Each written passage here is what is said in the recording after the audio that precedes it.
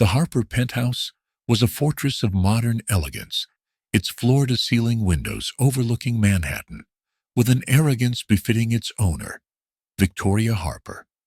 Inside, everything gleamed: marble floors, hand-picked Italian furniture, and priceless artwork adorning every wall. It was a domain that screamed control, much like the woman who ruled it. Elizabeth Liz Harper stood at the door of her mother's home office, her fingers tightening around the strap of her leather bag. At 27, Liz had long since abandoned the pristine image Victoria had tried to craft for her. With her loose auburn curls, ripped jeans, and paint-splattered jacket, she was the antithesis of Victoria's perfectly polished existence. "You called for me, Mother?" Liz asked, her voice laced with a casual defiance. Victoria looked up from her desk, her icy blue eyes locking onto Liz with precision. At 56, she was as intimidating as ever, her tailored cream suit and flawless blonde bob giving her the air of a queen holding court. "Sit," Victoria ordered, her voice sharp enough to cut through the tension in the air. Liz arched an eyebrow but complied, sinking into the chair opposite her mother. The silence stretched as Victoria opened a sleek folder and slid it across the desk. Liz's stomach churned as she glanced at the documents. "What's this?"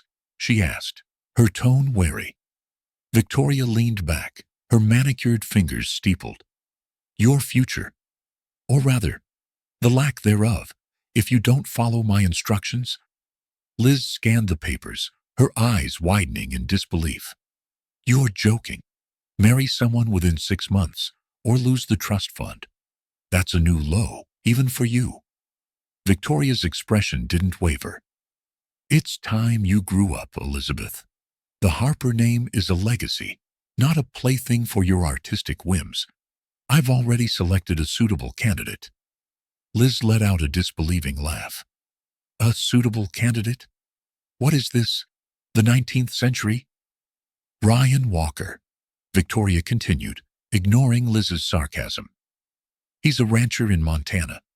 Stable, responsible, and exactly the kind of influence you need." "A rancher?" Liz sputtered.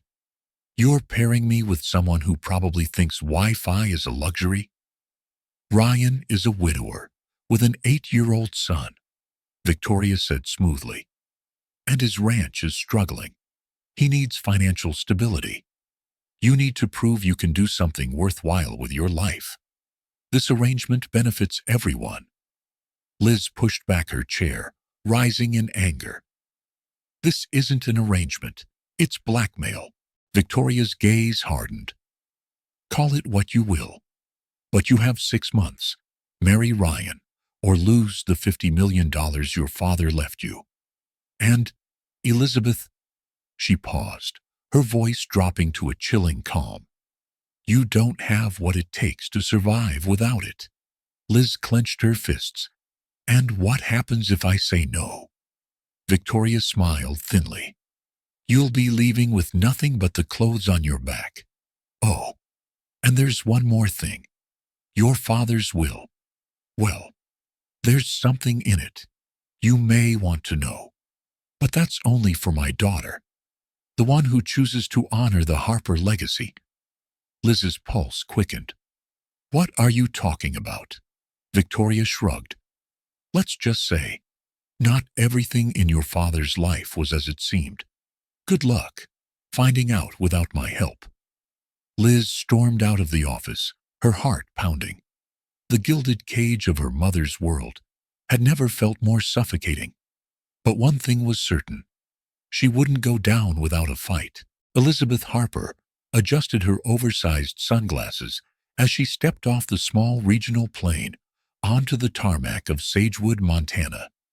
The sharp contrast between the sprawling Manhattan skyline and the rugged, open beauty of Montana was jarring. The crisp mountain air hit her face, mingling with the faint smell of pine and fresh-cut hay. This wasn't just a different state. It was a different world. Her designer boots crunched against the gravel, as she dragged her luggage toward the terminal, a single-story building with peeling paint.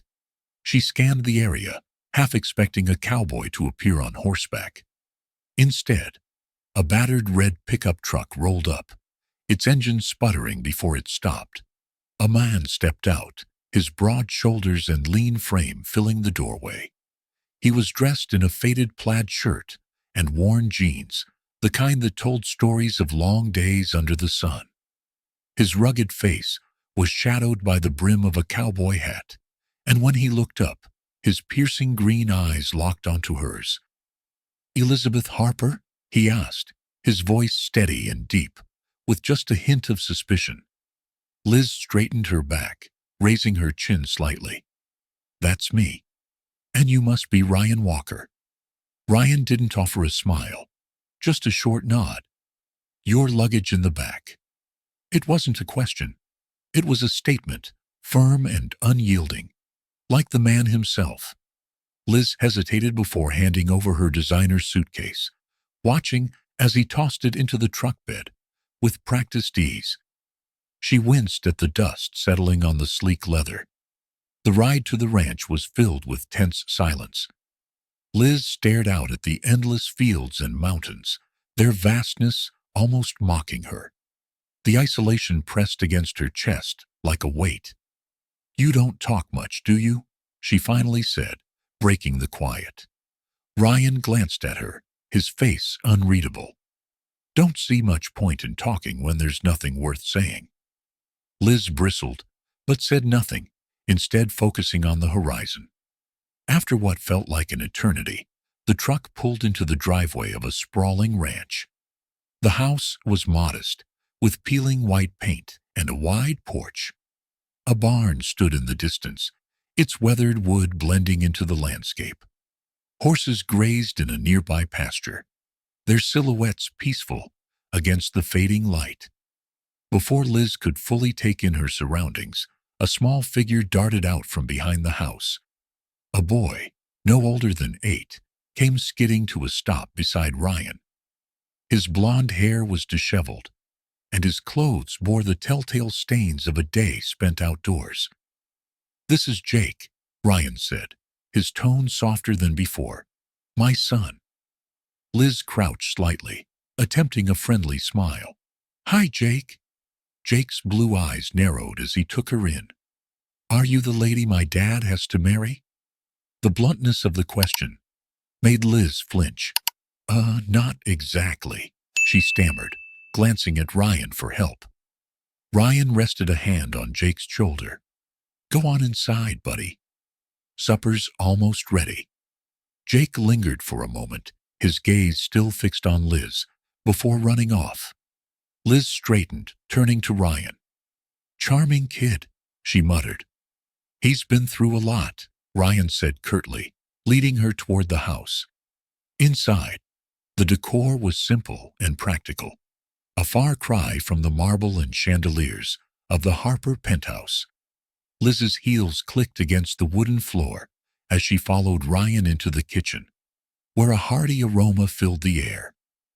"You can take the guest room upstairs," Ryan said, motioning toward a narrow staircase. "Dinner's in an hour." Liz didn't wait for further instructions, retreating to the small bedroom at the end of the hall. The room was plain, with a twin bed, a wooden dresser, and a window that overlooked the vast fields. A handmade quilt lay neatly folded at the foot of the bed. She dropped onto the mattress, her designer jacket slipping from her shoulders. This wasn't just out of her comfort zone. It was a different planet. Liz sat at the dinner table, her manicured nails tapping lightly against the edge of her plate. The meal, a hearty spread of roast chicken, mashed potatoes, and green beans, wasn't the five-star cuisine she was used to, but it was undeniably delicious. Jake sat across from her, glaring daggers as he pushed peas around his plate. Ryan, seated at the head of the table, ate in silence, his focus on his food. "So," Liz began, her voice overly cheerful, "this is cozy." Ryan's eyes flicked up. "It's a home, not a hotel." Liz bit back a retort, glancing at Jake, who smirked at her discomfort. She decided to switch tactics. "Jake, what's your favorite thing about living on the ranch?" she asked, trying to bridge the gap. Jake didn't look up. "It's quiet." Ryan suppressed a smile, but Liz caught it. "Well, that's nice," she said, forcing a smile. Later that night, Liz wandered downstairs, unable to sleep. The house was eerily quiet, save for the occasional creak of the floorboards. As she passed the small study, a flicker of light caught her eye. Inside, a desk lamp illuminated a stack of papers and an old leather-bound book. Curiosity piqued. She stepped inside. Among the papers, she spotted a faded photograph of a young man standing beside a horse. He had Ryan's piercing green eyes and an easy smile. Tucked beneath the photo was a letter, its edges worn with age. Liz's heart raced as she read the scrawled handwriting. "Edward Harper, I've done what I can, but Montana holds more than just memories. There are promises left, unfinished." Her father's name. Her mind raced, connecting dots she didn't yet understand. What promises and why Montana? Find something interesting? Liz spun around, the letter still in her hand. Ryan stood in the doorway, his arms crossed. I was just looking," she stammered, quickly placing the letter back on the desk. Ryan's gaze was hard. "This isn't Manhattan. You don't go snooping through people's things." Liz swallowed hard, guilt and confusion swirling inside her. "I wasn't snooping, Ryan held up a hand. "Save it. If you're staying here, there are rules, and respecting privacy is one of them." Liz nodded, retreating toward the door. But as she climbed the stairs to her room, the words from the letter echoed in her mind. Montana holds more than just memories. She didn't know what her father had hidden here, but one thing was clear. This trip was going to be far more complicated than she had anticipated. The sun crept over the horizon, casting a warm glow over Sagewood. Liz groaned as her alarm blared, jolting her awake at the ungodly hour of 5:30 a.m. She slapped the clock, with more force than necessary, burying her face in the pillow. The soft sheets of her Manhattan penthouse felt like a distant dream compared to the scratchy quilt and firm mattress of her guest room at the ranch. Her phone buzzed on the nightstand. A text from Victoria lit up the screen. "Making progress." Tick-tock. Liz stared at the message, her irritation mounting. She had barely adjusted to the slower pace of ranch life, and now Victoria's looming presence felt suffocating, even from a distance. Ryan's voice echoed through the hall. "Liz, breakfast in 10, then we start on the chores." Liz stumbled out of bed, groggy and disoriented. She grabbed a pair of leggings and a loose hoodie, her best attempt at ranch chic, and made her way downstairs. The smell of bacon and coffee greeted her, momentarily lifting her spirits. Jake sat at the table, wolfing down pancakes, while Ryan leaned against the counter, sipping coffee from a chipped mug. Liz slid into a chair, reaching for the coffee pot. "So, what's on the agenda today?" she asked, trying to sound upbeat. "Chickens," Ryan said simply. "Chickens?" Ryan set his mug down, a smirk playing on his lips. "You're feeding them. And collecting the eggs." Jake snickered, clearly enjoying her discomfort. Liz forced a smile. How hard can it be? 10 minutes later, Liz found herself in the chicken coop, armed with a bucket of feed and a basket for eggs. The chickens clucked loudly, their beady eyes fixed on her. She scattered the feed awkwardly, grimacing as a particularly bold hen pecked at her designer boots. "Shoo," she hissed, flapping her arms. As she bent to gather eggs, another hen squawked indignantly, flapping its wings and sending feathers flying. Liz yelped, dropping the basket. Eggs chattered on the ground, their yolks pooling around her feet. From the doorway, Jake doubled over with laughter. You're terrible at this. Liz shot him a glare, brushing feathers from her hair. This is not what I signed up for. Ryan appeared, leaning against the fence with a faint smile. You're a natural. Ha ha ha, Liz muttered, stepping out of the coupe and scraping her boots against the dirt.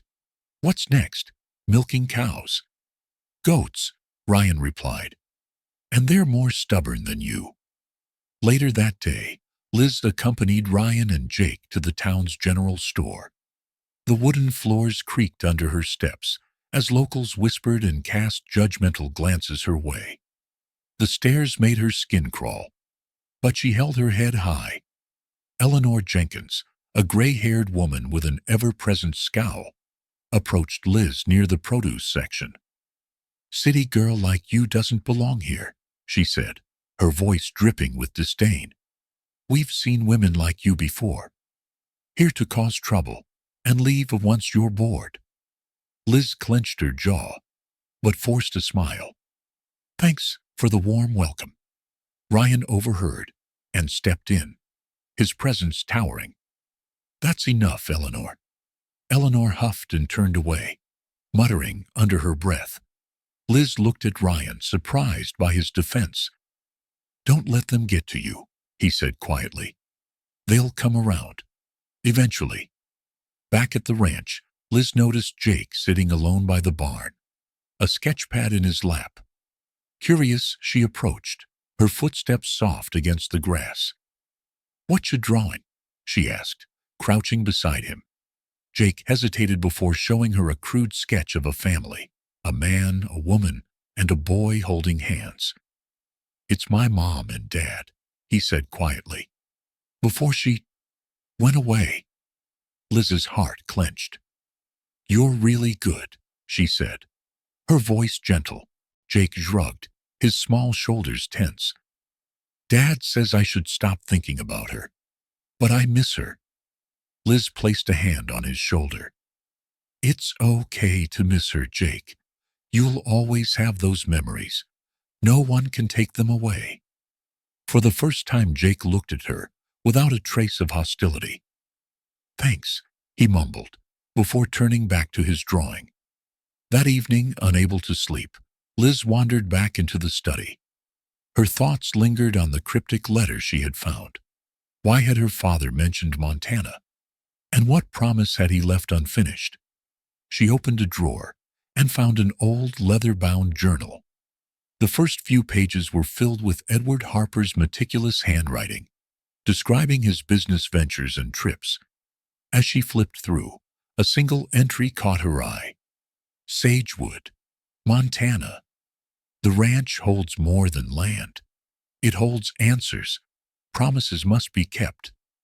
Liz's pulse quickened. Her father's words were cryptic, but unmistakable. Whatever had brought him to Montana was deeply important. The sound of footsteps startled her. She looked up to see Ryan standing in the doorway, his expression guarded. Couldn't sleep? He asked. Liz hesitated before holding up the journal. Did you know my father? Ryan shook his head. Number. But I've heard his name. Everyone in Sagewood knows about the Harper family. Your mother's reputation precedes her. Liz frowned. This journal? He mentions the ranch and promises he had to keep. Ryan's jaw tightened.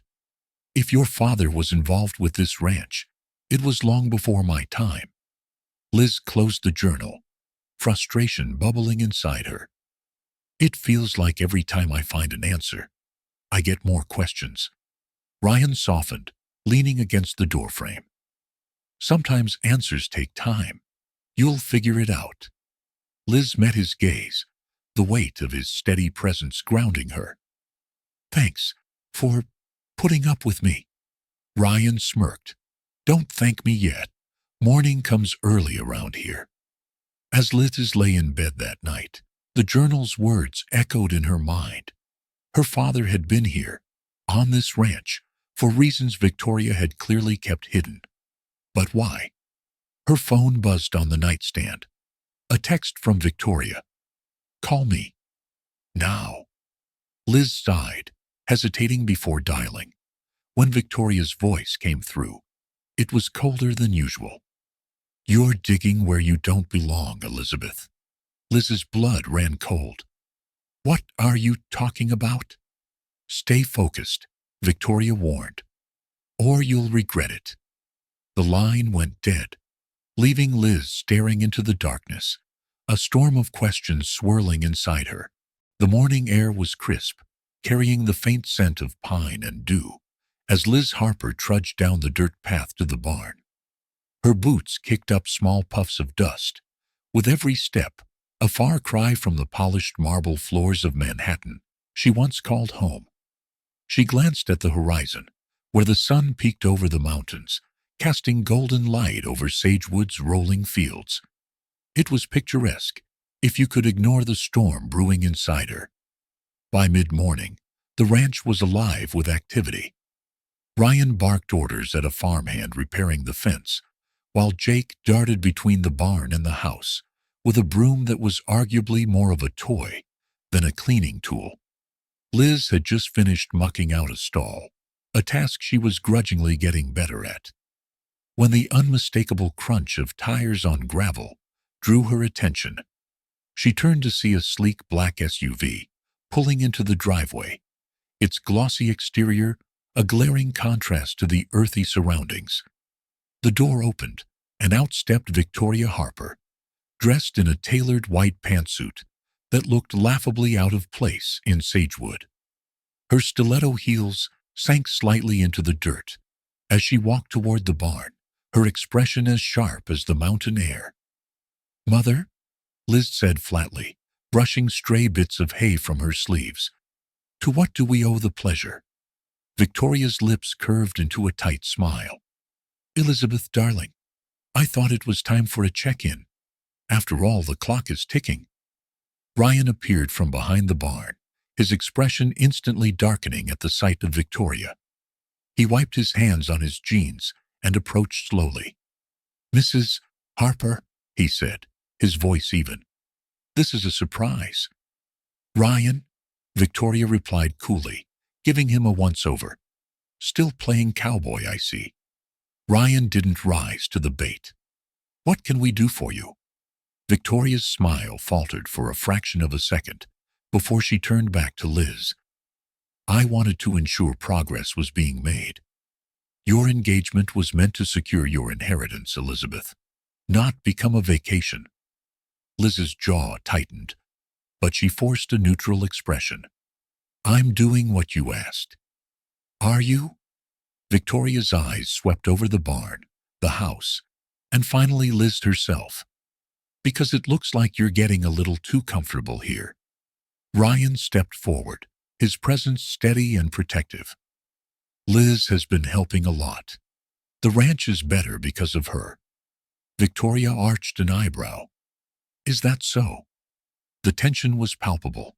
Liz could feel the weight of her mother's gaze, dissecting every detail of her life here, every moment of progress she'd made. It was clear Victoria didn't approve. After Victoria left, the mood on the ranch shifted.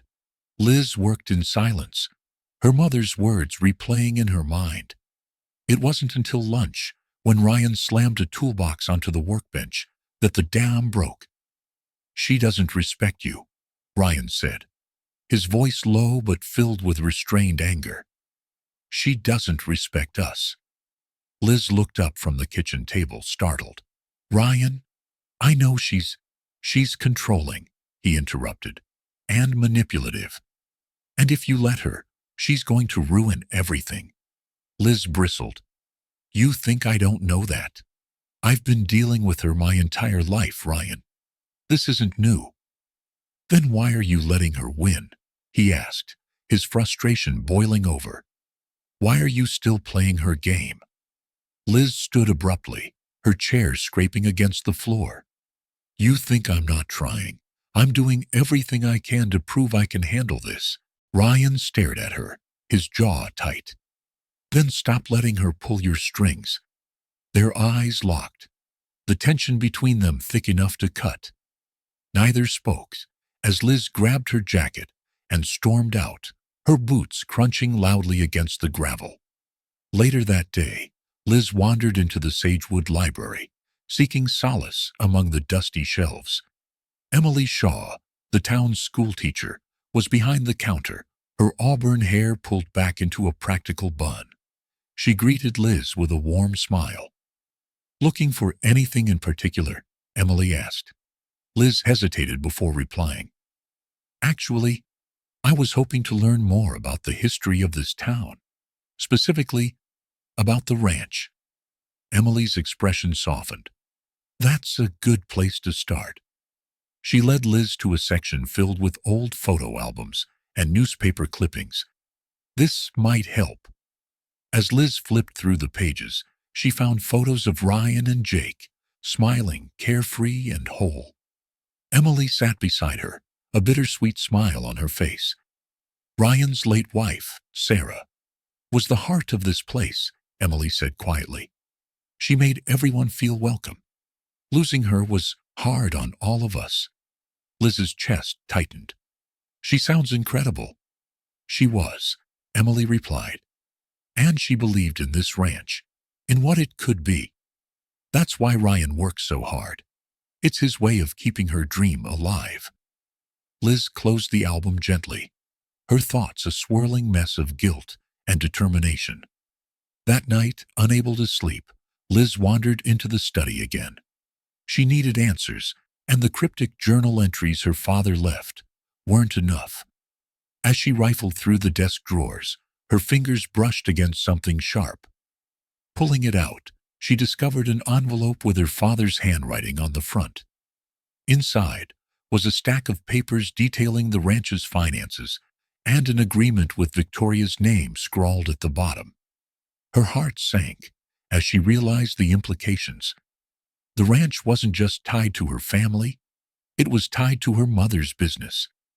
And if Victoria had her way, she would sell it to the highest bidder, regardless of what it meant for Ryan and Jake.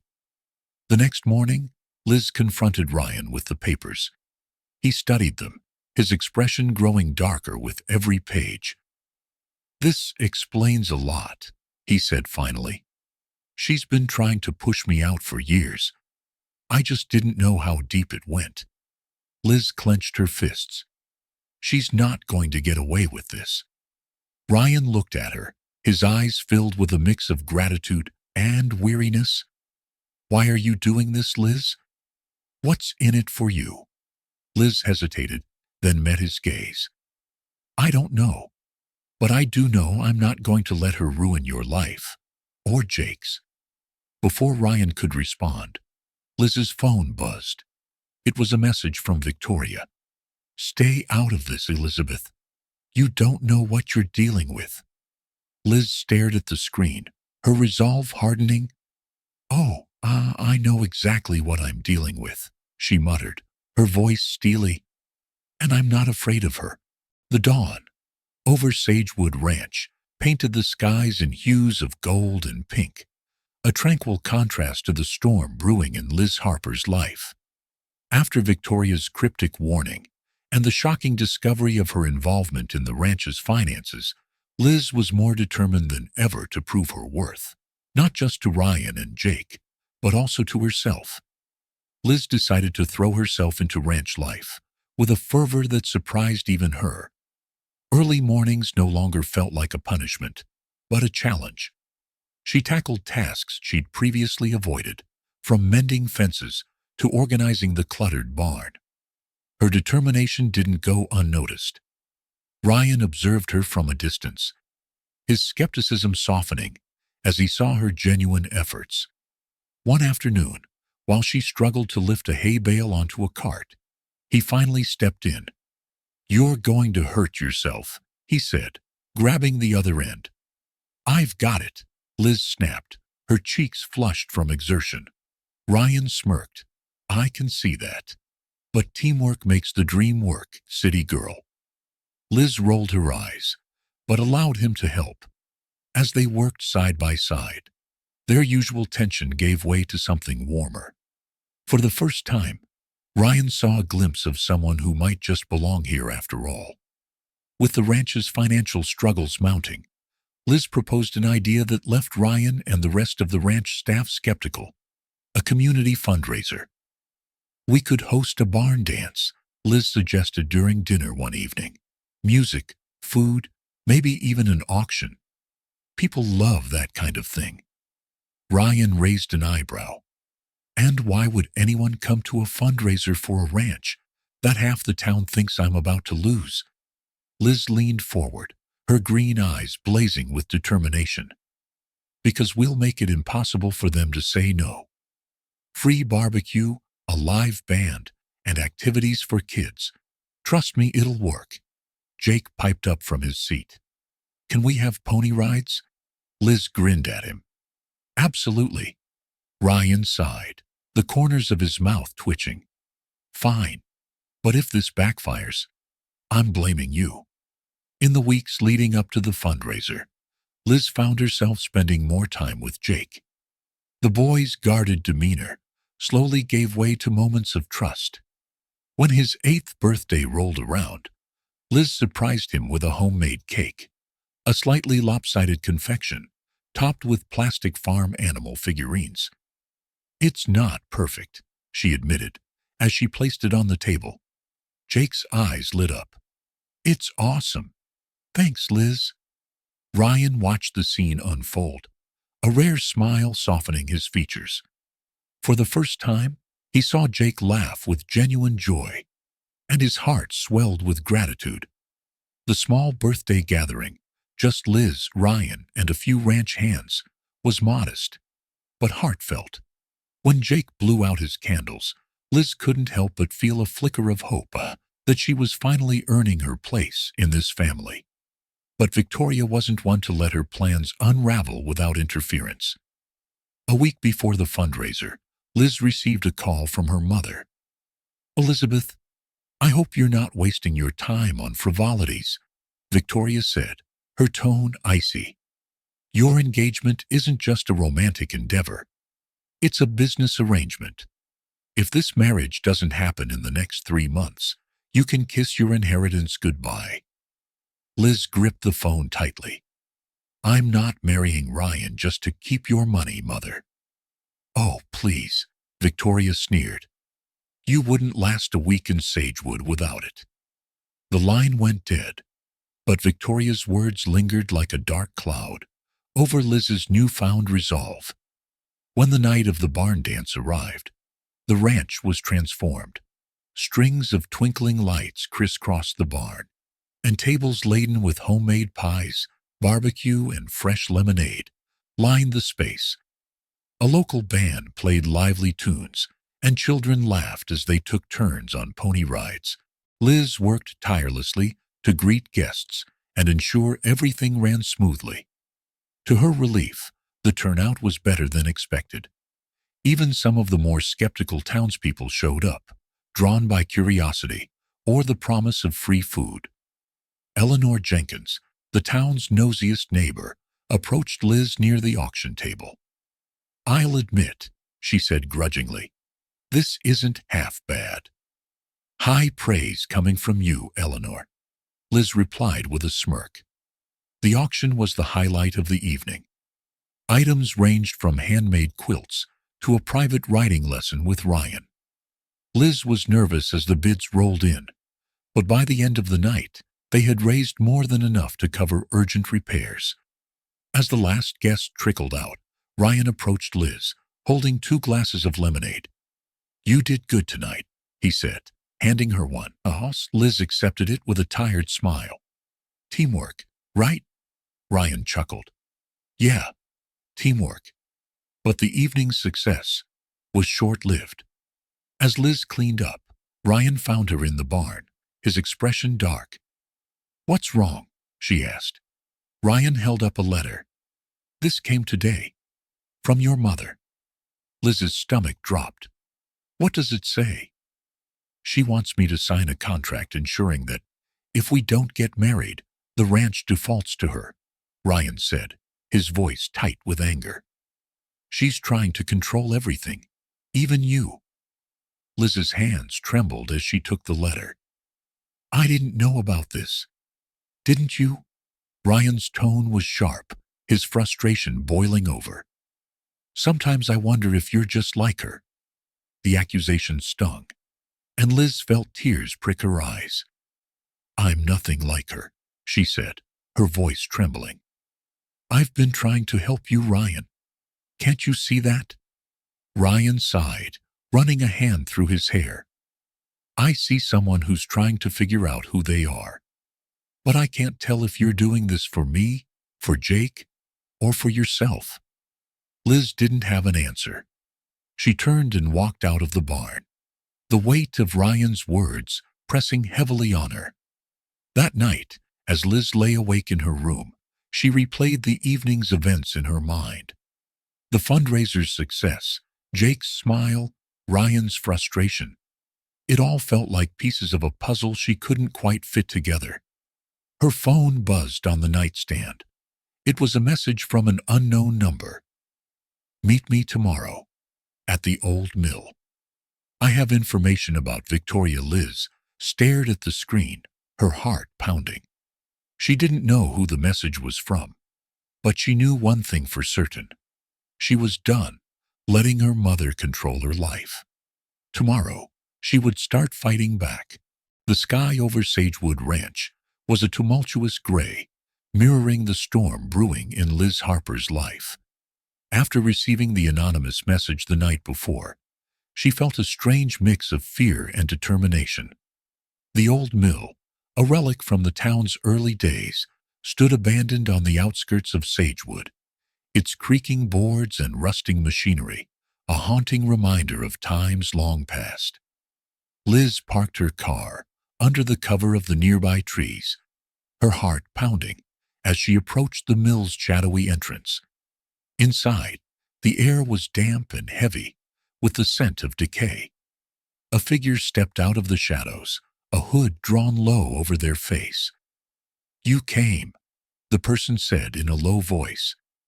Who are you? Liz demanded, her voice steadier than she felt. The figure hesitated before pulling back the hood, revealing a familiar face. Emily Shaw, the schoolteacher Liz had befriended weeks earlier, stood before her, her expression tense. I didn't know how else to reach you, Emily said. I've been doing some digging into Victoria Harper, and I found something you need to see. Emily handed Liz a thick envelope filled with faded documents and photographs. Among them was a letter addressed to Victoria from Liz's father, written just months before his death. Liz's hands trembled as she read the letter aloud. Victoria, I've made arrangements for the ranch in Sagewood. It's not just a piece of land. It's part of Elizabeth's future.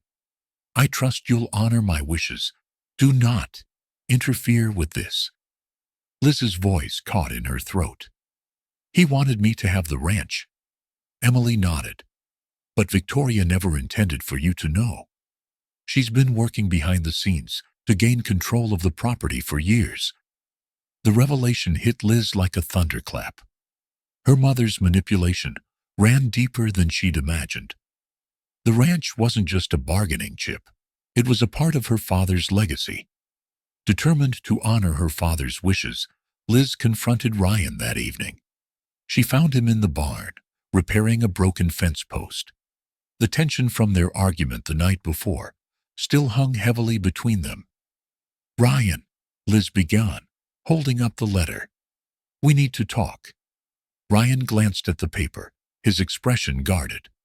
What's this? It's proof that my father wanted me to have the ranch. Victoria's been trying to undermine that, but I won't let her. Ryan set down his tools, studying her face. And why should I trust you now?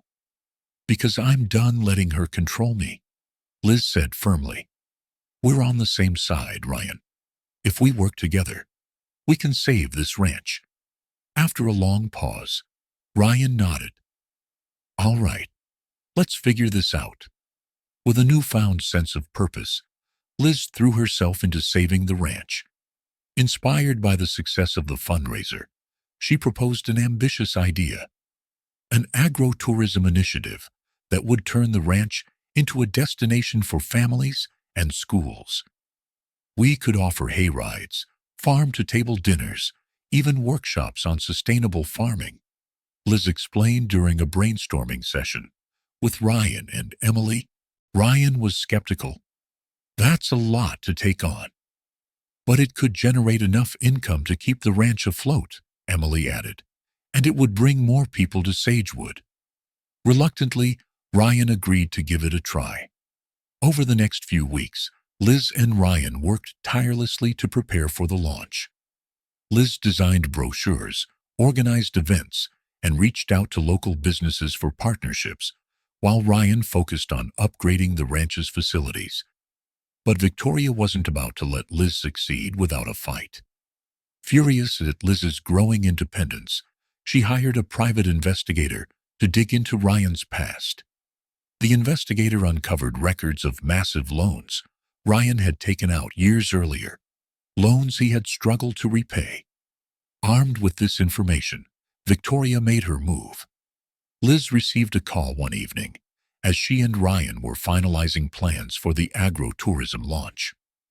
"Elizabeth," Victoria said, her tone dripping with feigned concern.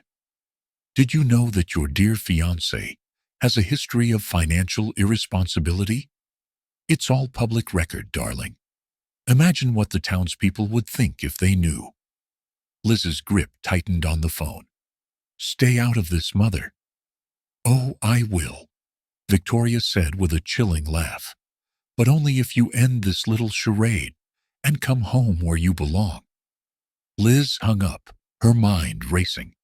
Victoria's threats were empty without proof, but the damage to Ryan's reputation could be catastrophic. Determined to protect Ryan, Liz confided in him about Victoria's threats. He listened quietly, his expression grim.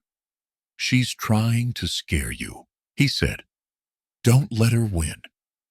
"She's not just targeting me, Ryan," Liz said. "She's going after you too. But we're stronger together. If we stick to our plan, we can outsmart her." Ryan nodded, a spark of determination igniting in his eyes. "Then let's get to work." The agro-tourism initiative launched with a modest open house event. Families from Sagewood and neighboring towns flocked to the ranch to experience its charm. Liz greeted guests, shared the ranch's history, and led children in hands-on activities like planting seeds and feeding animals. Meanwhile, Ryan gave tours of the property, his passion for the land shining through in every word. Jake even joined in, helping younger kids with the pony rides and earning smiles from guests.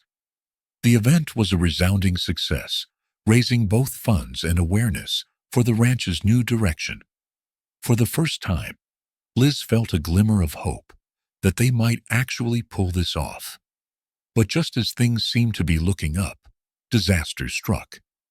Late one evening, Liz found an envelope on her doorstep. Inside was a stack of documents and photographs, evidence of Ryan's financial struggles, along with fabricated accusations of fraud. A note was tucked into the pile, written in Victoria's unmistakable handwriting. "This is just the beginning." Liz's hands shook as she read the note. She knew Victoria wouldn't stop until she got what she wanted. But Liz wasn't about to back down. Not now, not ever. The tension in the air at Sagewood Ranch was palpable as Liz paced the living room, the stack of damning documents still clutched in her hands. Ryan sat at the kitchen table, his jaw clenched, staring at the photographs that Victoria's investigator had sent. "She's relentless," Liz muttered, tossing the papers onto the table.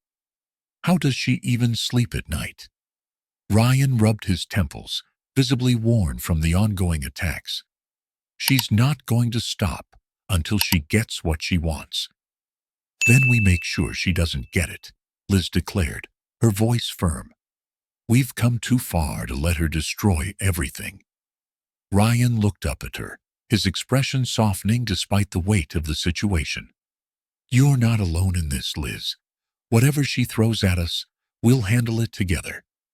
The storm outside mirrored the turmoil in Liz's heart as she received another unexpected blow. A letter arrived that morning, postmarked from a private law firm in Manhattan. The neatly typed words on the page changed everything she thought she knew about herself.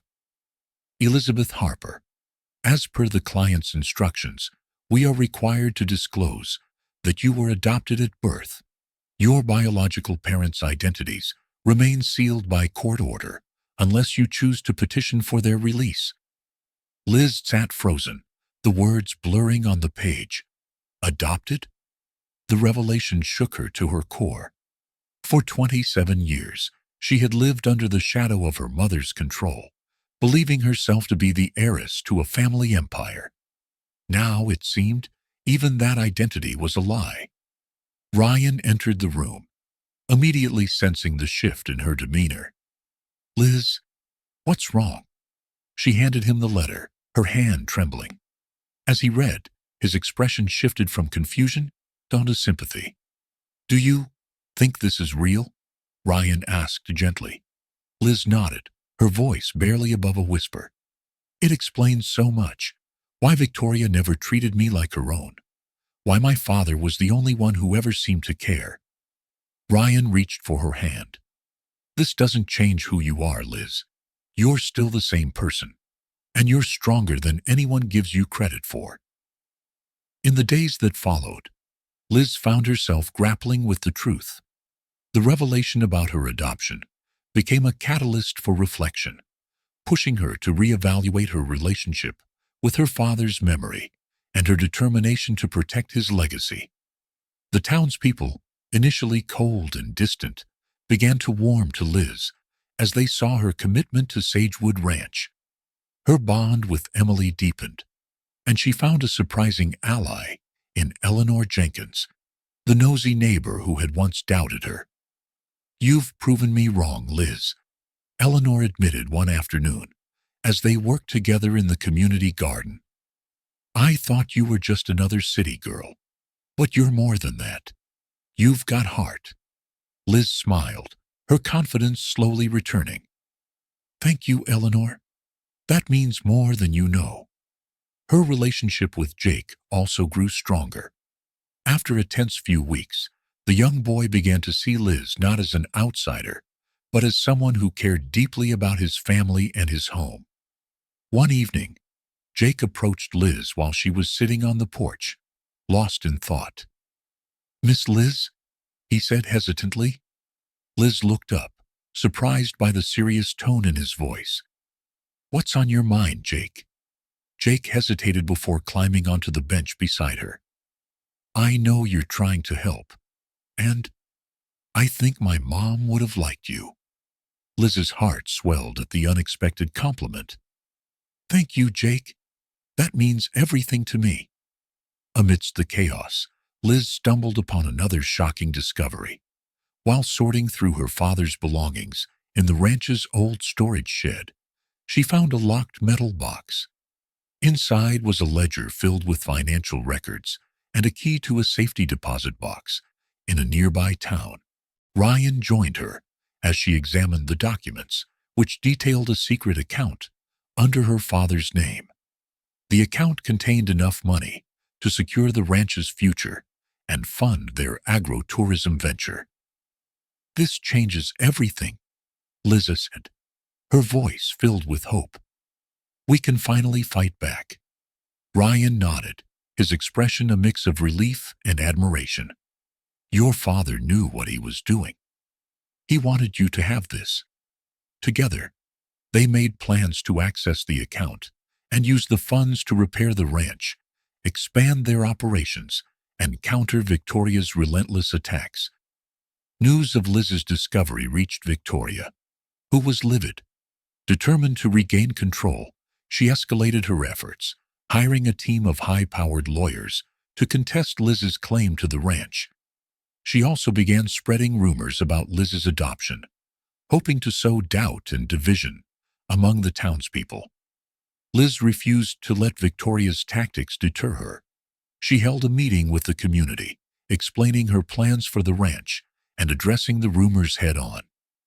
Yes, I recently discovered that I was adopted, Liz said, her voice steady despite the weight of the admission. But that doesn't change my commitment to this ranch, this town, or the legacy my father entrusted to me. Her honesty earned her a standing ovation, solidifying the community's support.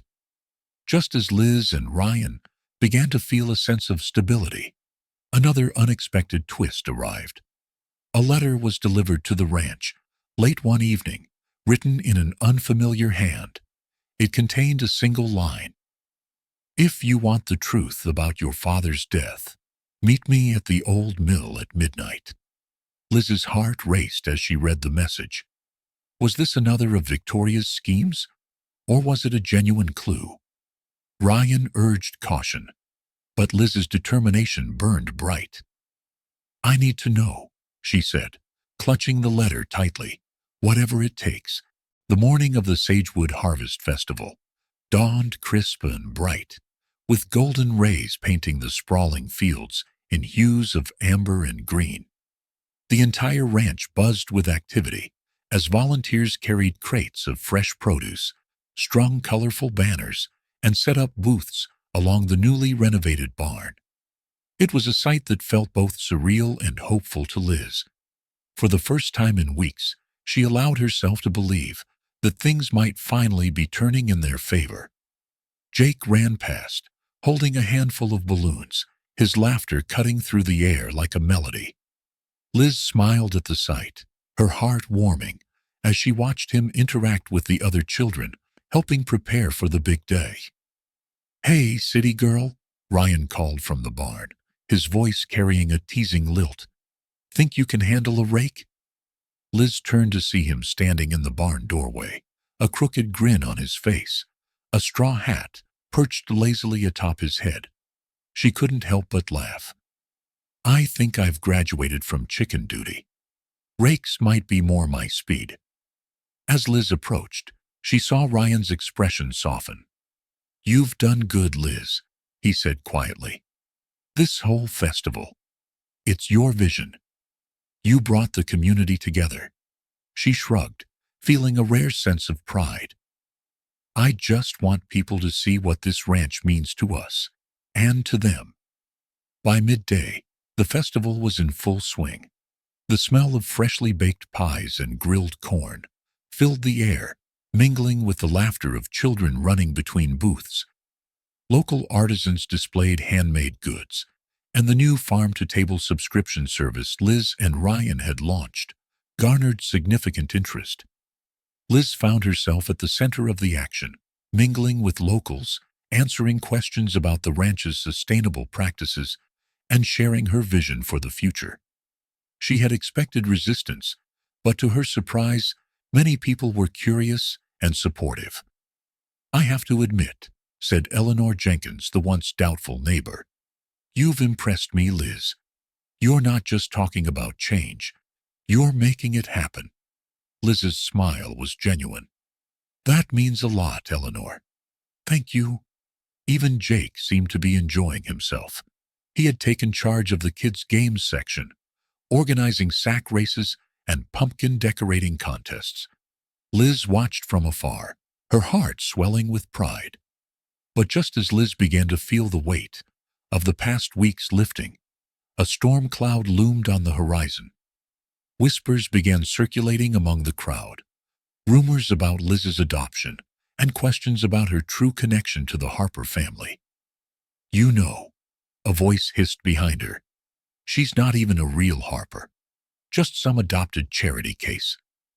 Liz turned sharply to see a group of women from town, exchanging smirks. Her heart sank, but she forced herself to stay composed. Victoria. It had to be her doing.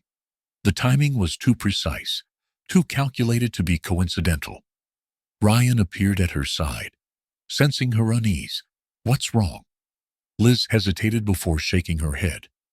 "Nothing I can't handle." But the doubt had been planted, and Liz knew she couldn't ignore it for long.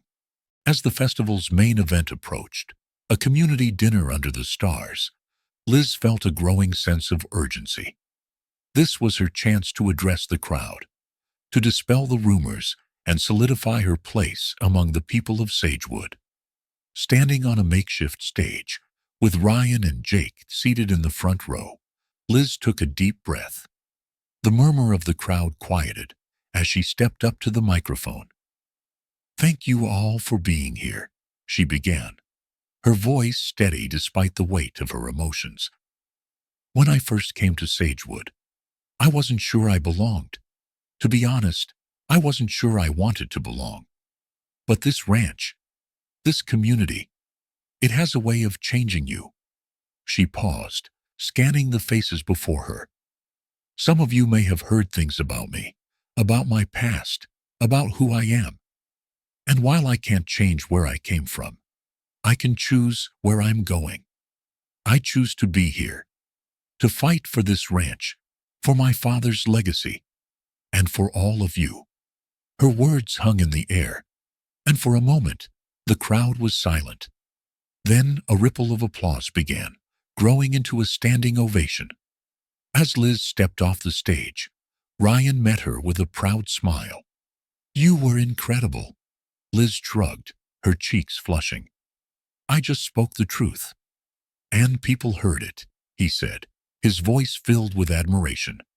But just as Liz began to relax, another twist awaited. As she helped clear the tables after dinner, a young boy ran up to her, clutching an envelope. "This is for you," he said breathlessly, before darting off. Liz frowned, turning the envelope over in her hands.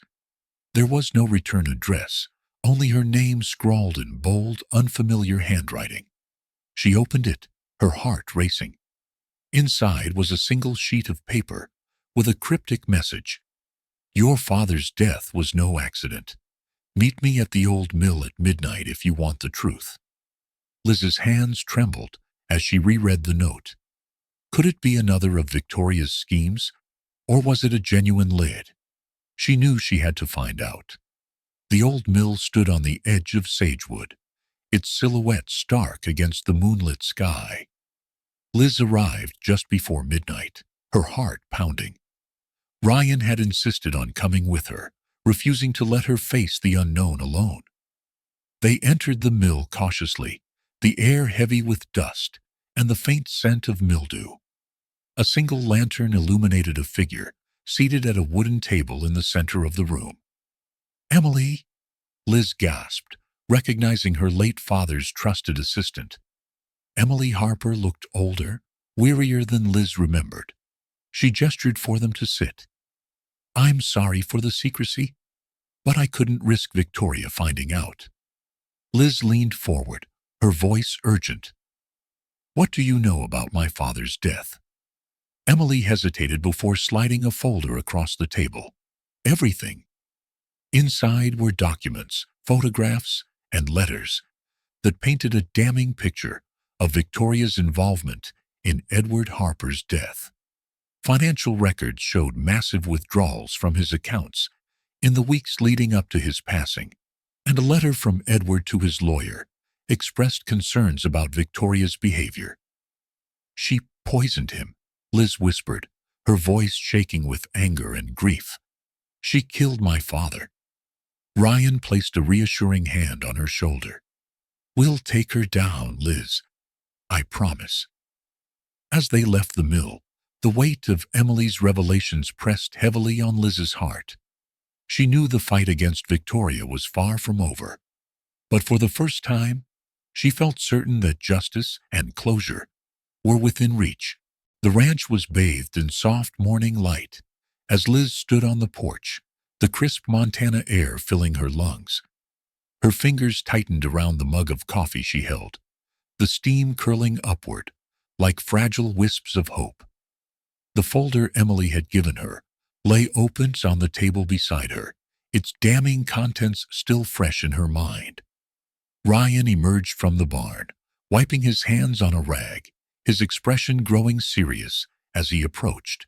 "You've been staring at that folder all morning," he said gently. "What's your next move?" Liz sighed, her resolve hardening. "We need to confront Victoria, but not yet. If she gets even a hint that we have this evidence, she'll destroy it, and us. We have to be strategic. Ryan nodded, his eyes scanning the horizon.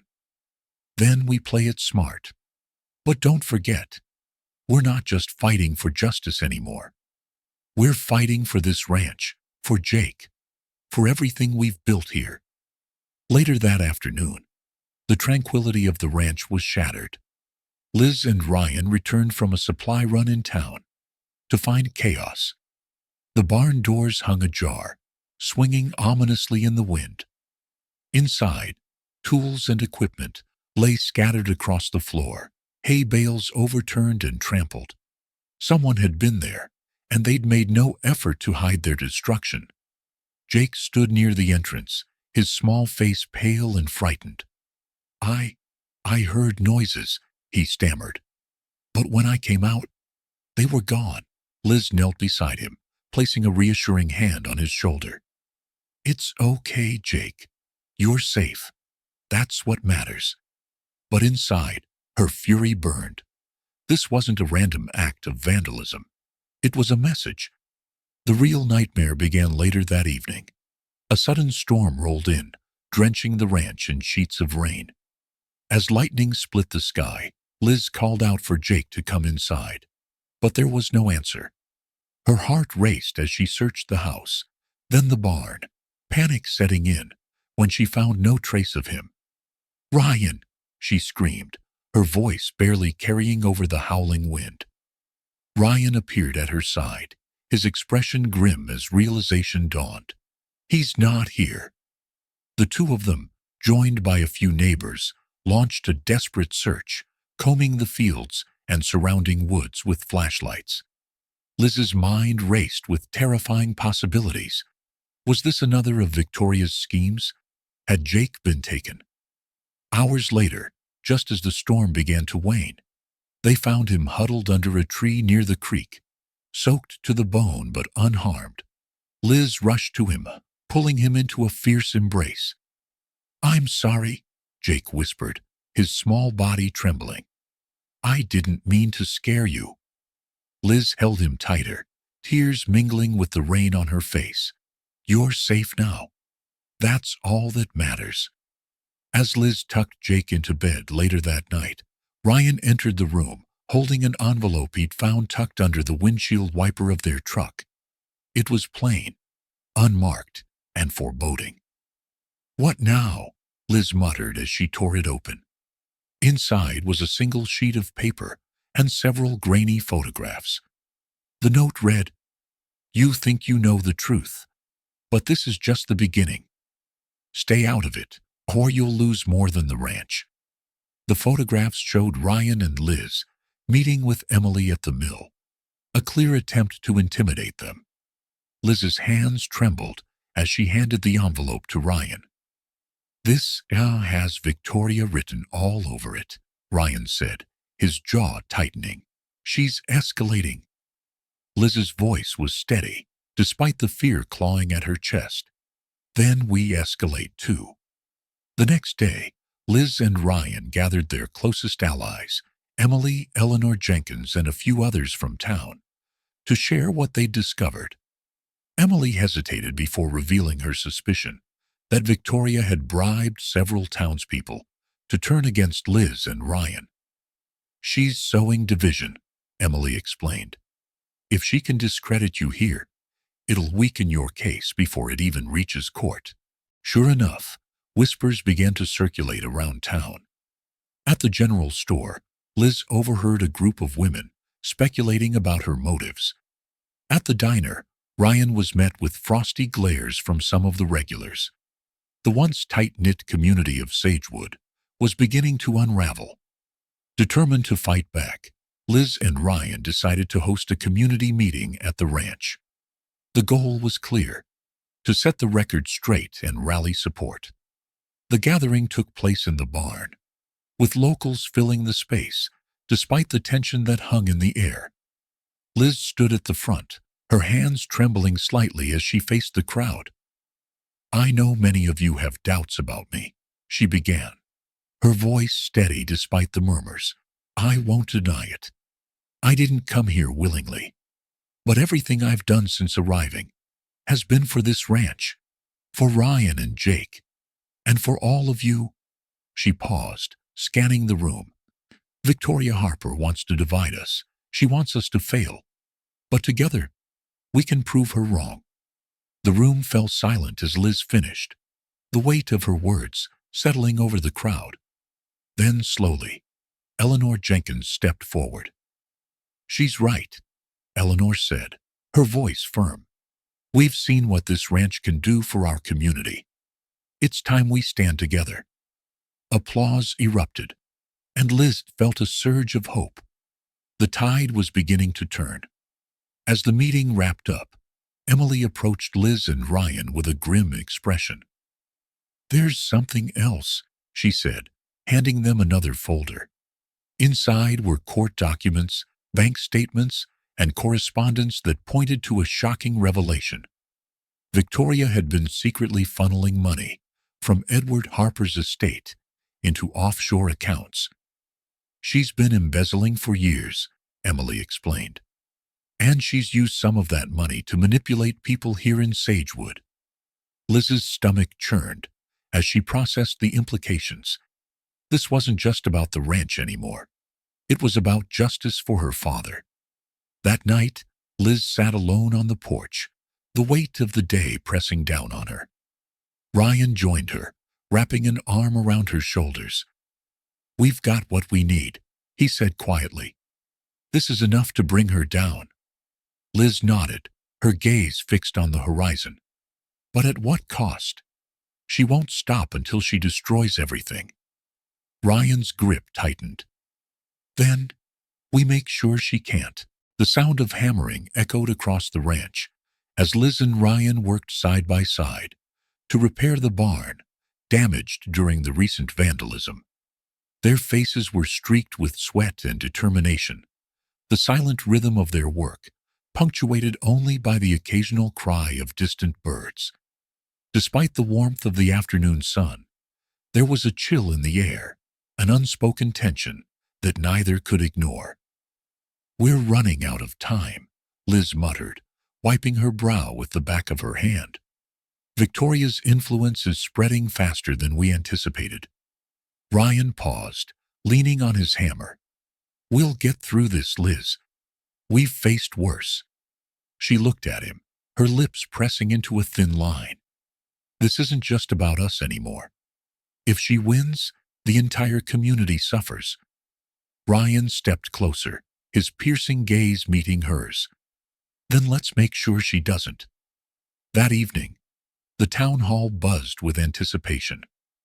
Word had spread quickly about Liz and Ryan's plans to publicly confront Victoria. The small wooden building was packed with locals, their whispers creating a low hum of uncertainty. As Liz stepped onto the stage, she felt the weight of 100 eyes on her. Ryan stood beside her, his presence a steadying force. In the front row, Emily and Eleanor sat together, their expressions a mix of support and apprehension. Liz took a deep breath and began. "Thank you all for coming tonight. I know there's been a lot of speculation about what's been happening at the ranch and with my family." The murmurs quieted as the room leaned in, her voice commanding their attention. "I won't mince words. My stepmother, Victoria Harper, has been trying to destroy everything we've built. She's spread lies, manipulated people, and even resorted to sabotage." Liz paused, her gaze sweeping across the crowd. "But tonight, we're putting an end to it." She gestured to Emily, who approached with a stack of documents. "We have proof that Victoria has been embezzling funds, bribing officials, and using every tool in her arsenal to keep us down." Gasps rippled through the room as Emily displayed the evidence on a projector screen. Bank statements, emails, and incriminating correspondence painted a damning picture. As the evidence unfolded, the mood in the room began to shift. Those who had once doubted Liz now murmured their support. Eleanor stood, her voice breaking the silence. "She's telling the truth," Eleanor declared. I've seen what Liz and Ryan have done for this community. They've earned our trust." Others began to chime in, their voices rising in agreement. The momentum was building, and Liz could feel the tide turning. But just as hope swelled, the doors to the town hall burst open. Victoria Harper strode in, flanked by her lawyer, Richard Lawson. Her icy gaze swept the room, her presence commanding silence. "Quite the spectacle," Victoria drawled, her voice dripping with sarcasm.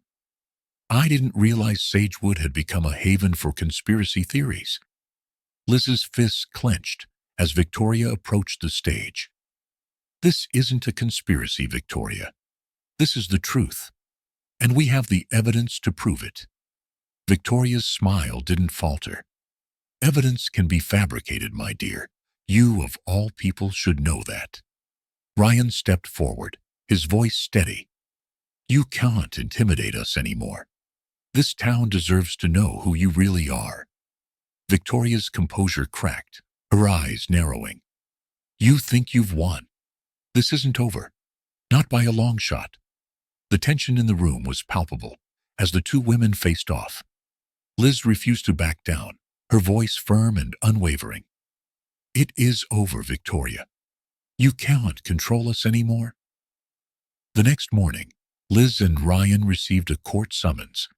Victoria had filed a lawsuit, claiming ownership of the ranch, alleging it was part of Edward Harper's estate, and therefore rightfully hers. Liz stared at the document, her hands trembling with rage. "She's trying to bury us in legal fees. She doesn't even care about the ranch. She just wants to win." Ryan placed a comforting hand on her shoulder. "Then we fight her in court. We've come this far, Liz. We're not backing down now." The days that followed were a whirlwind of legal preparations.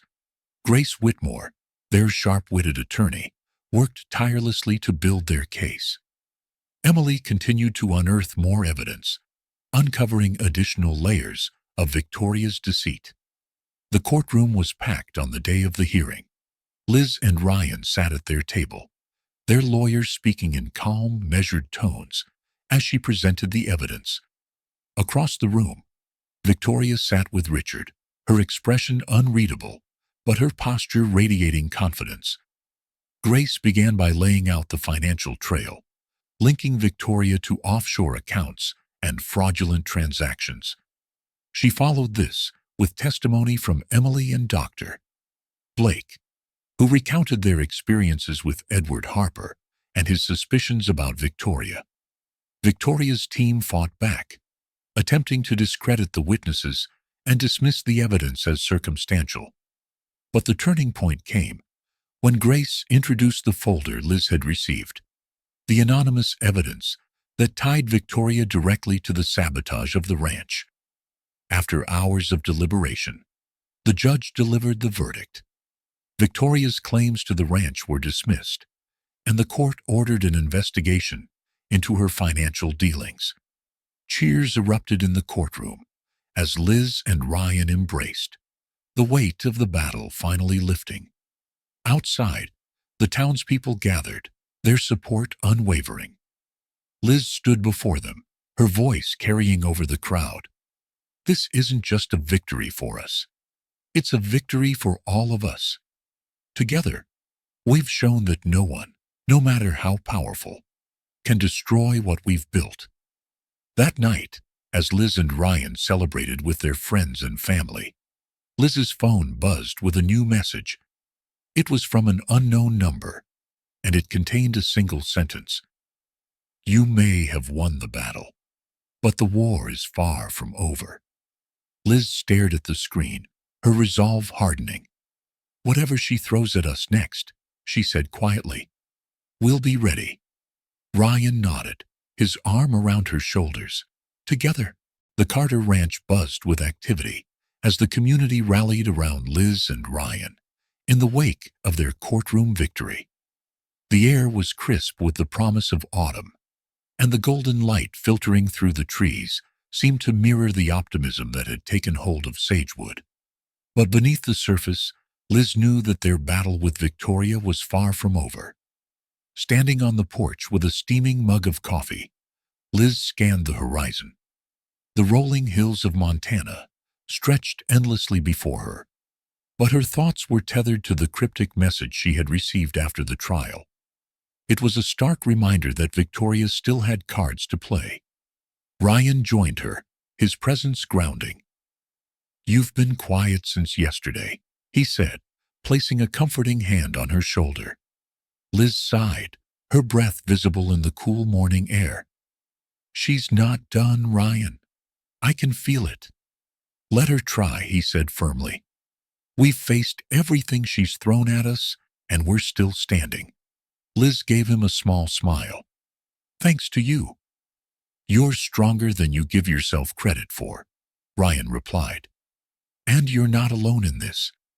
Determined to solidify their future, Liz and Ryan poured their energy into rebuilding the ranch and expanding its operations. With the support of the townspeople, they launched new initiatives aimed at turning the ranch into a community hub.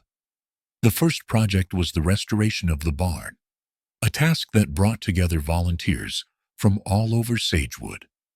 Liz marveled at the camaraderie around her, people hammering nails, painting walls, and stacking hay bales with a shared sense of purpose.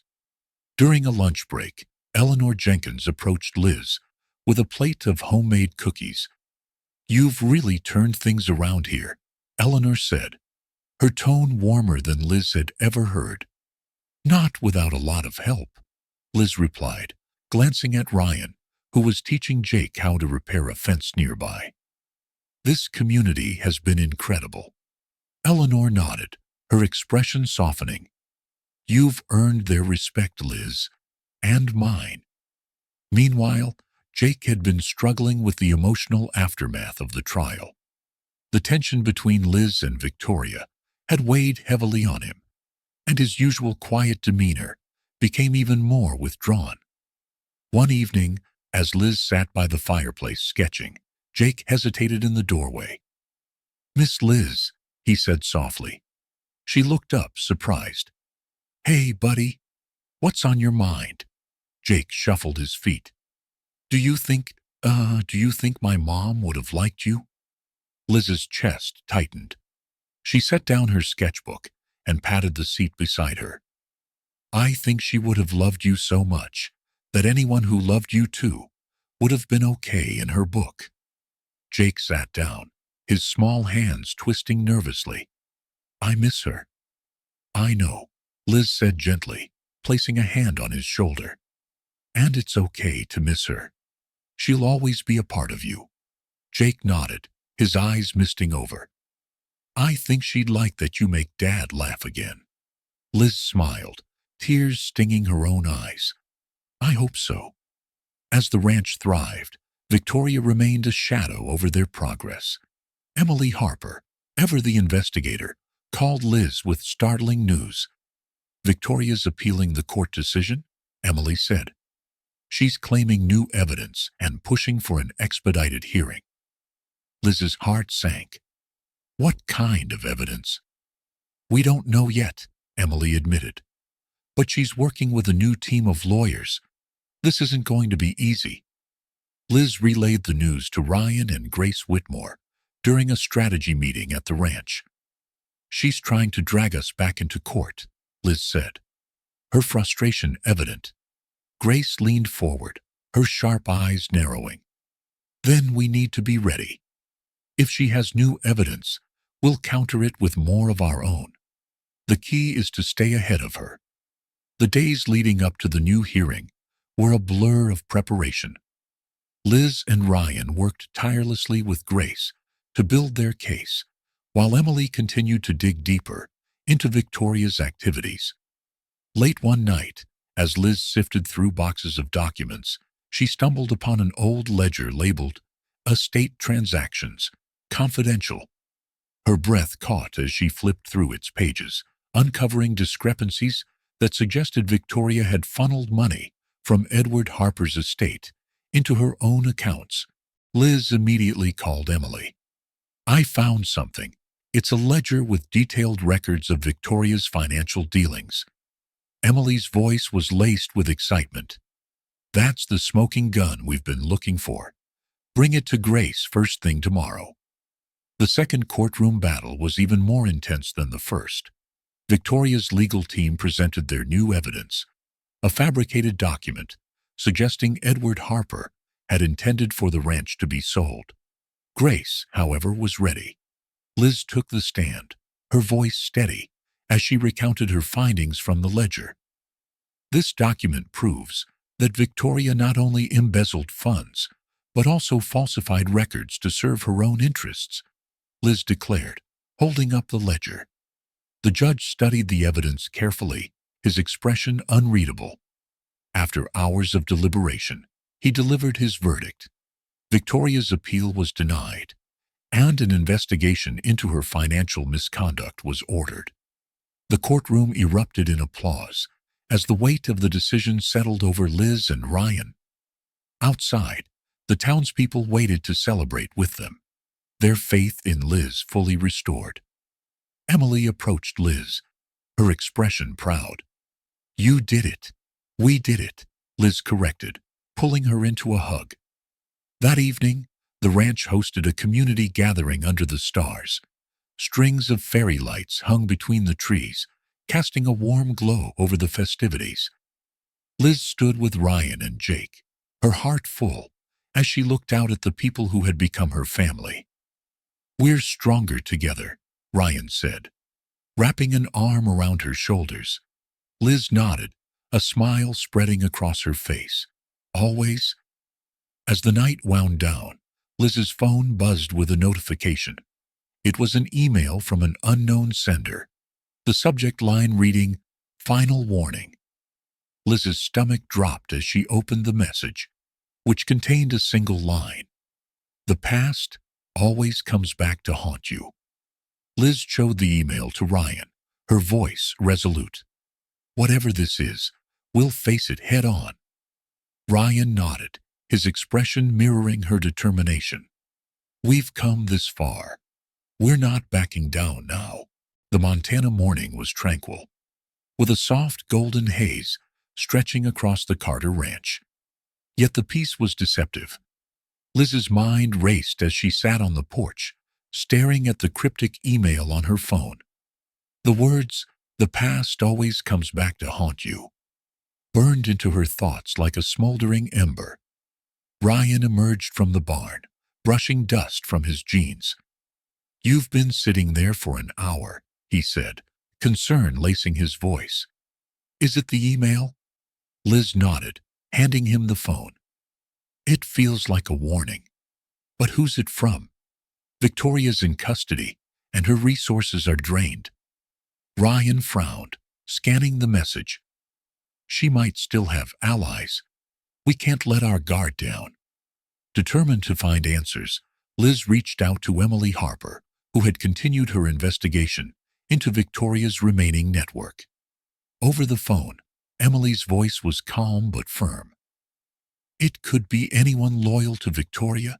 She had connections in high places." "What about the email's origin?" Liz asked. "I'm working on tracing it," Emily replied. "In the meantime, you should be prepared for anything." Emily's words hung in the air long after the call ended. Liz relayed the conversation to Ryan over dinner, their shared worry creating an unspoken bond. Jake, sensing the tension, looked up from his plate. "Is someone trying to hurt us?" Liz leaned over and ruffled his hair. "No one's going to hurt us, Jake. Not while we're together." In the wake of the email, Liz and Ryan decided to focus their energy on the ranch's continued success. They knew that a strong foundation would help them withstand whatever challenges lay ahead. Liz spearheaded plans for a large-scale fundraiser, aiming to unite the town around a shared purpose, saving Sagewood's agricultural legacy. Flyers were printed, social media posts were shared, and word spread quickly through the small town. The event, dubbed the Sagewood Harvest Gala, promised live music, local vendors, and a spotlight on the ranch's innovative initiatives. As preparations got underway, Liz found herself surrounded by the very community that had once doubted her. Eleanor Jenkins, the nosy neighbor who had initially been one of her harshest critics, approached her with a smile. "I've got a collection of jams and preserves we can sell at the gala," Eleanor said. "I never thought I'd say this, but you're doing a fine job, Liz." "Thank you," Liz replied, her heart swelling with gratitude. As the days passed, Liz noticed a shift in her relationship with Jake. The once guarded boy now sought her out for advice, shared stories about his late mother, and even helped her with ranch chores. One afternoon, while mending a fence, Jake glanced at Liz. "Do you think my mom would be proud of me?" Liz crouched down, meeting his gaze. "Jake, she'd be proud of everything about you. You're kind, strong, and brave, just like your dad." Jake smiled, and for the first time, Liz felt like she had truly become a part of his family. The night of the Sagewood Harvest Gala arrived, and the ranch was transformed into a dazzling venue. Strings of lights hung between trees, casting a warm glow over the crowd. Booths showcasing local crafts and produce lined the property, and a makeshift stage hosted a live band playing upbeat country tunes. Liz stood at the entrance, greeting guests with Ryan and Jake by her side. The sight of families laughing, neighbors connecting, and children playing brought a sense of fulfillment that she hadn't known was possible. As the evening progressed, Liz took the stage to address the crowd. Her heart pounded as she stepped up to the microphone, but the sight of Ryan and Jake cheering her on gave her strength. "Thank you all for being here tonight," she began. "This ranch isn't just a piece of land. It's a symbol of resilience, hope, and community. Together, we've proven that we can overcome anything when we stand united." Here, her words were met with thunderous applause, and for the first time, Liz felt truly at home in Sagewood. As the gala wound down, Liz noticed a man lingering near the edges of the crowd. His face was unfamiliar, and he seemed to be watching her intently. She nudged Ryan, who followed her gaze. "I'll handle it," Ryan said, his tone protective. Approaching the man, Ryan's presence was commanding. "Can I help you?" The man hesitated before handing Ryan an envelope. "This is for Liz," he said, his voice low. Without another word, he disappeared into the night. Ryan brought the envelope to Liz, who opened it with trembling hands. Inside was a single photograph of Edward Harper, her father, sitting with a group of men she didn't recognize. On the back of the photo was scrawled a single line: "The truth is closer than you think." Liz's stomach churned. What does this mean? Ryan placed a reassuring hand on her back. "We'll figure it out." The next morning, Emily called with an update. "I traced the email and the photograph," she said. "It leads back to one of Edward's old business partners, a man named Charles Ellison." Liz's heart raced. "What connection does he have to Victoria?" "That's the interesting part," Emily replied. "It seems Ellison was involved in a shady real estate deal with Victoria shortly before your father's death. If we can track him down, he might have information that could expose her once and for all." Liz thanked Emily and hung up, her mind already racing with plans. She shared the news with Ryan, who agreed to accompany her to meet Ellison. Liz and Ryan drove to Ellison's estate, a sprawling property on the outskirts of Denver. The man who greeted them was older, with sharp eyes and an air of caution. "You must be Edward's daughter," Ellison said, motioning for them to sit. "I've been expecting you." Ellison revealed a history of manipulation, fraud, and betrayal orchestrated by Victoria. "Your father trusted too many people," he said, his voice heavy with regret. "Victoria used me to get to him, and I've been trying to make amends ever since." Liz's eyes narrowed. Why now? Why help us? Because she's burned too many bridges, Ellison replied. And because your father deserved better. He handed Liz a folder containing detailed records of Victoria's illicit activities. This is everything I have. Use it wisely. Back at the ranch, Liz and Ryan pored over the documents late into the night. The evidence was damning, but it also raised more questions. Among the files was a letter written by Edward shortly before his death, addressed to Liz.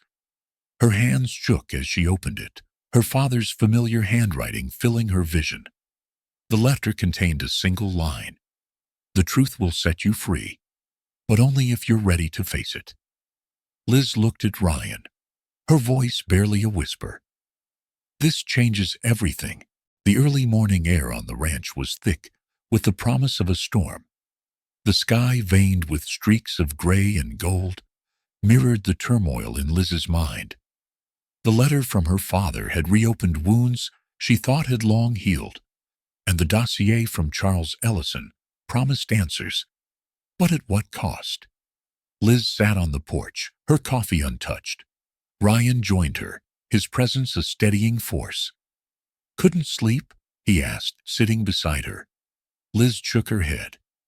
Every time I close my eyes, I see his handwriting. That letter. It's like he's speaking to me from the grave. Ryan reached out, taking her hand in his. Whatever truth we uncover, you don't have to face it alone. Determined to use the evidence from Ellison, Liz and Ryan called Emily and Detective Laura Bennett for a strategy meeting. In the ranch's dining room, the group pored over the files, a revelation deepening their collective shock. This isn't just about Victoria's schemes, Emily said, her voice tight. These documents implicate several high-profile figures in illegal land acquisitions and fraud. Detective Bennett frowned. If we're going to expose this, we need to be careful. People with this much to lose won't go down without a fight. Ryan leaned forward, his tone firm. Then we fight smarter. We need a public platform to reveal this, somewhere they can't silence us. Liz's eyes lit up. The Harvest Festival. It's the perfect opportunity. Half the town will be there, and we can live stream the event to reach an even wider audience. As the group prepared for the festival, the news of Victoria's alleged crimes began to spread through Sagewood. While many rallied behind Liz, some residents remained skeptical, their loyalty to the Harper family legacy unwavering. Eleanor Jenkins, once a staunch critic of Liz, now found herself defending her. That girl has done more for this town in a year than Victoria did in a decade, she declared at the local diner. But not everyone agreed. She's just stirring up trouble, grumbled Frank Harris, a longtime resident. This town doesn't need more drama. The division weighed heavily on Liz, but Ryan reminded her of the bigger picture. You can't please everyone, he said. What matters is the truth.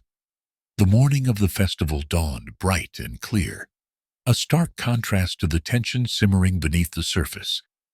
Liz stood in the barn, organizing the last of the decorations when Jake approached her. You're going to tell everyone about Grandma, aren't you? He asked, his young face serious. Liz knelt down, meeting his gaze. I am, Jake. But not because I want to hurt anyone. People deserve to know the truth.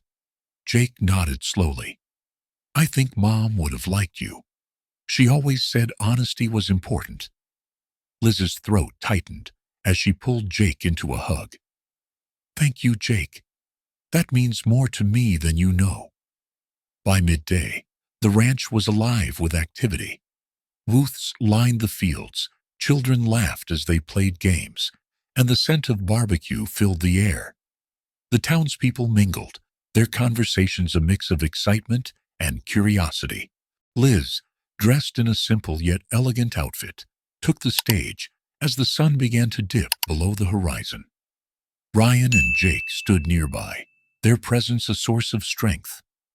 "Thank you all for being here," Liz began, her voice steady despite the butterflies in her stomach. "This ranch has always been more than just land. It's a symbol of resilience and community. Tonight, I want to share a story about truth, no matter how difficult it may be." As Liz spoke, a hush fell over the crowd. She recounted her journey, from discovering her adoption to unearthing the secrets of her father's will. She revealed Victoria's manipulations, presenting the evidence with clarity and conviction. "The woman you knew as Victoria Harper built her empire on lies," Liz said, her voice breaking with emotion. "But those lies end tonight." The audience erupted into murmurs, the weight of Liz's words sinking in. Some looked shocked, others angry, and a few even applauded. Ryan stepped forward, placing a reassuring hand on Liz's shoulder. "There's more," he said, addressing the crowd. "Victoria's actions didn't just hurt this family, they hurt this town. But we have the power to change that, to rebuild and move forward together." As the festival wound down, Liz found herself facing a barrage of emotions. While many attendees expressed their support, others confronted her with skepticism or outright hostility. "You've brought shame to your family's name," one older man hissed, his face red with anger. Liz stood her ground. "The shame isn't in exposing the truth, it's in hiding it." Ryan, ever the protector, stepped in before the exchange could escalate. "Let's go," he said quietly, guiding Liz away. "You've done enough for tonight." Later that evening, as the family gathered in the kitchen, a knock at the door startled them. Ryan opened it to find an envelope lying on the porch, the sender unknown. Inside was a single piece of paper, its message chilling. "You've made your move. Now, it's our turn." Liz's heart sank as she handed the note to Ryan. "They're not going to let this go," she whispered. Ryan's jaw tightened. "Then we won't either." The next morning, Liz and Ryan met with Emily and Detective Bennett to discuss their next steps. The festival had been a success in terms of raising awareness, but the battle was far from over. "We need to take this to the authorities," Bennett said. "With the evidence we have, we can build a solid case." Liz nodded. "And we'll do it. Not just for us, but for everyone Victoria hurt." As the meeting ended, Liz felt a renewed sense of purpose. The road ahead would be difficult, but for the first time in her life, she felt truly free. Free to forge her own path, to build a legacy based on truth and integrity. That night, Liz stood on the porch, staring out at the starry sky. Ryan joined her, wrapping an arm around her shoulders. "Do you think we'll win?" she asked softly. Ryan's voice was steady. "With you leading the charge, I don't see how we can lose." But as they turned to go inside, a shadow moved in the distance, watching, waiting. The days following the Harvest Festival were a whirlwind of activity. The revelations Liz shared had rippled through Sagewood and beyond, garnering attention from the media and legal professionals alike. Yet for Liz, Ryan, and Jake, the battle against Victoria felt far from over. In the living room of the ranch, Liz sat cross-legged on the floor, documents sprawled out in front of her. Ryan leaned against the doorframe, arms crossed. "You've been at this for hours," he said gently. "You need a break." Liz shook her head. "Every second we waste is another second Victoria has to regroup. We can't afford to lose momentum." Ryan walked over, placing a firm hand on her shoulder. "And we can't afford to burn out. You've already done so much, Liz. Trust me when I say we're stronger now than we've ever been." Despite her arrest and public disgrace, Victoria was far from defeated. From her holding cell, she orchestrated a new scheme, leveraging her dwindling network of loyal associates to sow chaos. Her lawyer, Charles Ellison, met with her in private. "Your position is precarious," Ellison said, his tone cautious. "The evidence Liz has could bury you." Victoria's icy blue eyes narrowed. "Then we'll shift the narrative. Dig up anything you can on her. Ryan, too. I don't care how dirty it gets." Ellison hesitated. "That may draw more attention to your case." Victoria leaned forward, her voice venomous. "Then make sure it doesn't. I built this empire, and I won't let some naive girl tear it apart." The first sign of Victoria's retaliation came in the form of an unexpected visitor.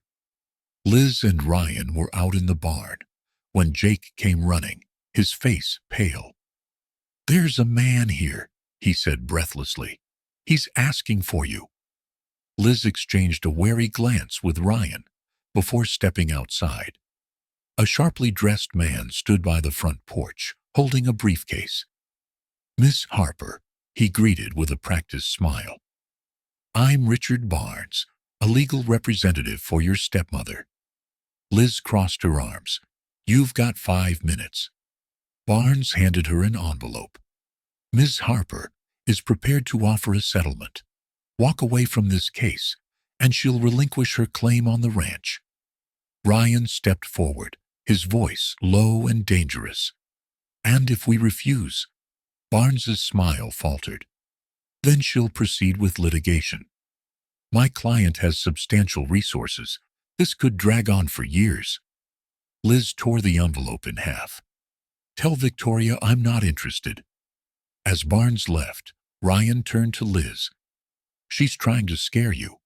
Liz nodded. "And it's not going to work." Determined to stay ahead of Victoria, Liz and Ryan intensified their efforts. They worked closely with Detective Laura Bennett, combing through the evidence for any details that could strengthen their case. Emily, too, played a crucial role, using her network to uncover more of Victoria's financial misdeeds. One evening, as Liz flipped through old correspondence between her father and Victoria, she stumbled upon something startling: a series of coded letters. "Ryan," she called out, holding up the papers. "These aren't just letters. They're instructions." Ryan took the documents, his brow furrowing. "What do you mean?" Liz pointed to a recurring phrase. "This is a cipher. My dad was leaving clues. If we can decode this, we might find the missing pieces of the puzzle." Over the next few days, Liz and Emily worked tirelessly to decode the letters. Their breakthrough came late one night when Liz noticed a pattern in the text. "It's a location," she said, her voice trembling with excitement. "There's a storage unit in Denver." Ryan wasted no time. Early the next morning, he and Liz drove to Denver, their anticipation mounting. The storage unit, tucked away in a quiet industrial park, was unassuming. Inside, they found boxes of documents, photographs, and a locked metal case. Liz's hands shook as she opened the case. Inside was a journal, her father's journal. The entries detailed his suspicions about Victoria, his efforts to protect Liz's inheritance, and a chilling revelation. He believed Victoria had been involved in his untimely death. Back at the ranch, Liz shared the journal with Emily and Detective Bennett. "This changes everything," Bennett said, her tone grave. "If we can corroborate these claims, we'll have enough to press additional charges against Victoria." Liz felt a mixture of vindication and heartbreak. "He tried to protect me," she whispered, "even when he knew his life was in danger." Ryan pulled her into an embrace. "And now, we'll make sure his efforts weren't in vain." Unbeknownst to Liz and Ryan, Victoria was preparing her final move. With Ellison's help, she forged documents implicating Ryan in fraudulent activities, hoping to discredit him and destabilize Liz's case. The forged documents were sent anonymously to local media outlets, sparking rumors and casting doubt on Liz and Ryan's integrity. The townspeople, who had rallied behind them, began to waver. Eleanor Jenkins, once their staunch ally, approached Liz with concern. "Is it true? Did Ryan really take out those loans under false pretenses?" Liz felt a pang of frustration, but kept her voice steady. "It's not true, Eleanor. Victoria's trying to divide us. Don't let her win." In the face of adversity, Liz decided to take a bold step. She called for a town meeting, inviting everyone to the ranch to hear the truth directly from her and Ryan. The barn was packed as Liz addressed the crowd. "Victoria Harper has tried to destroy everything my father built, and everything Ryan and I are working to preserve. But we have something she doesn't: integrity." Ryan stepped forward, his voice calm yet resolute. "This ranch isn't just land. It's a promise. To my son, to this community, and to the legacy we're building together." The crowd erupted into applause, their faith in Liz and Ryan restored. That night, as Liz and Ryan sat on the porch, a sense of calm settled over them. "We're getting closer," Liz said, her voice filled with hope. "She's running out of moves." Ryan nodded. "But we can't let our guard down." As they turned to go inside, Liz's phone buzzed with a message from an unknown number. The text read, "You may think you've won, but the game isn't over." Liz's resolve hardened. "Let her come. We're ready." The courtroom was silent, save for the rhythmic tapping of Victoria Harper's manicured nails on the wooden table.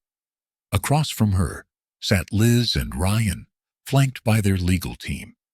The stakes couldn't have been higher. Months of emotional, financial, and social turmoil had led to this pivotal moment, a battle not just for the ranch, but for justice. Victoria's lawyer, Charles Ellison, stood, his voice confident but tinged with desperation. "Your Honor, this case is not about fraud or manipulation. It's about a daughter recklessly attempting to defame her stepmother out of spite." Liz leaned toward her lawyer. Detective Bennett's notes clutched tightly in her hand. "He's spinning the narrative," she whispered, her frustration evident. Her lawyer, a seasoned professional named Claudia Ramirez, smiled reassuringly. "Let him dig his own grave." As the prosecution presented their evidence, Liz's heart pounded. Financial records, forged documents, and testimony from Victoria's former associates painted a damning picture of deceit. The pièce de résistance was Liz's father's journal, detailing his fears and suspicions about Victoria. Claudia rose, holding the journal high. "This is not just a series of entries, it's a confession. Frederick Harper feared for his life because of Victoria Harper's relentless greed and manipulation." Ellison objected. "Speculation." The judge, a stern yet fair woman, overruled him. "Proceed." Liz watched as the jury absorbed the journal's contents. Her father's words resonated deeply, shifting the momentum in their favor. The highlight of the trial came when Ryan took the stand. His testimony wasn't just a defense, it was a heartfelt plea for truth. "This ranch isn't about money," he said, his voice steady but emotional. "It's about family. It's about teaching my son the value of honesty, hard work, and resilience." He paused, looking directly at Victoria.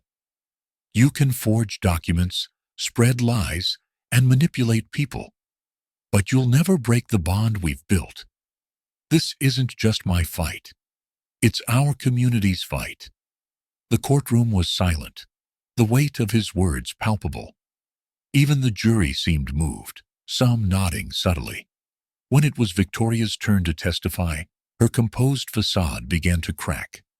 Claudia's cross-examination was relentless, dismantling her narrative piece by piece. "Mrs. Harper," Claudia began, her tone sharp, "can you explain why your financial records show significant transfers to offshore accounts coinciding with your late husband's death?" Victoria shifted uncomfortably. Those were business transactions conveniently linked to accounts belonging to known shell companies. Claudia retorted, "Do you deny that these accounts were used to launder money?" Ellison attempted to intervene, but the damage was done. The jury saw through Victoria's lies, and her credibility crumbled. After hours of deliberation, the jury returned with their decision. The foreperson stood, her voice steady. "We, the jury, find the defendant, Victoria Harper, guilty of fraud, embezzlement, and conspiracy." Liz exhaled a breath she didn't realize she'd been holding. Ryan squeezed her hand, a silent acknowledgement of their shared victory. As Victoria was led away in handcuffs, her icy composure finally shattered. "This isn't over," she screamed, her voice echoing through the courtroom. "You'll regret this, Elizabeth." But Liz wasn't afraid. For the first time in months, she felt free. In the weeks following the trial, Liz and Ryan focused on rebuilding, not just the ranch, but their lives. The community rallied around them, offering support in countless ways. Eleanor Jenkins even apologized for doubting them, bringing over a homemade pie as a peace offering. Jake, once reserved and wary, blossomed in the newfound stability.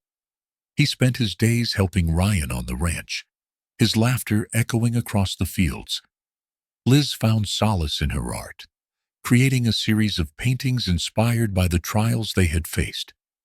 One particular piece, a vivid depiction of the ranch at sunrise, became a symbol of hope and resilience. On a crisp autumn morning, Liz and Ryan exchanged vows under a canopy of golden leaves.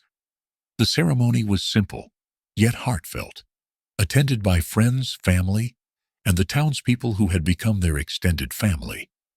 As Liz walked down the aisle, her eyes met Jake's. The boy smiled, his face radiating pure joy.